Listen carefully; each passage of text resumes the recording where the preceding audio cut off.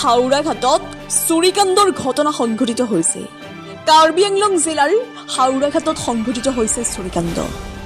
নিশা চোৰে লুটপাট চলাই হাওড়াঘাটৰ অসম গ্ৰামীণ বেংক আৰু হাওড়াঘাট বজাৰৰ দেৱাশিষ জুৱেলাৰী নামৰ সোণৰ বিপণী এখনত সংঘটিত কৰে চুৰিকাণ্ড। পুৱা আহি প্ৰত্যক্ষ কৰে বেংকখনৰ পাছফালৰ তলা আৰু দুৱাৰ ভঙা। সোণৰ দোকানৰ ভেণ্টিলেটৰ ভাঙি প্ৰৱেশ কৰে চোৰ। চোৰে লুটি নিলে নগদ ধনৰ লগতে বহু সোণৰূপৰ সামগ্ৰী। চুৰিকাণ্ড সন্দৰ্ভত হাওড়াঘাট আৰক্ষী ঘটনাস্থলীত উপস্থিত হৈ তদন্ত আৰম্ভ কৰিছে।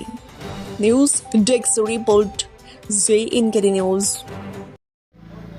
যোৱাকালি ৰাতি আমি গম নাপাওঁ এই আমাৰ দোকানখন চুৰ হৈছে। ৰাতিপুৱা 8টা বজাত মোৰ ঘৰত ফোন আহিছে মালিকে, পিছফালে মালিকৰ ঘৰ আছে, ফোন কৰিছে এই দোকান চুৰ হৈ গ'ল বুলি।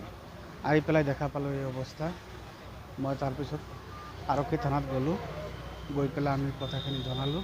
পিছত আৰক্ষী আহি চব চাই গ'ল, চাই পেলাই চব তেওঁলোকে যি ব্যৱস্থা আছে চব চাই লৈ গ'ল। কি ভাঙি সোমাইছে? কি ভাঙি? ভেণ্টিলেটৰ ভাঙি সোমাইছে। আপোনাৰ কিমান নিছে নেকি? ফোনটো আমাৰ 2 ভৰিৰ ওপৰত আছে আৰু ৰূপটো 8 কেজিমান ৰূপ আছে। চব বনোৱা ৰূপ, কিছুমান কাষ্টমাৰ অৰ্ডাৰ দিয়া আছে, কিছুমান আমি বনাই ষ্টক কৰি ৰখা আছে। আমি সদায় এনেকৈ চলি থাকোঁ। আমি নাজানো এনেকৈ যে হ'ব বুলি, নহ'লেতো আমি ঘৰতো ৰাখিব পাৰিলোঁ হয়। আমি সদায় এনেকৈ চলি আহি আছোঁ। আজি 15 বছৰ হৈ গ'ল মোৰ দোকানৰ। আৰু কেছ পইচাও আছিলে 6,000 মান টকা হ'ব। ইমানে লৈ গ'ল, মোক একদম বৰবাদ কৰি দিলে আৰু।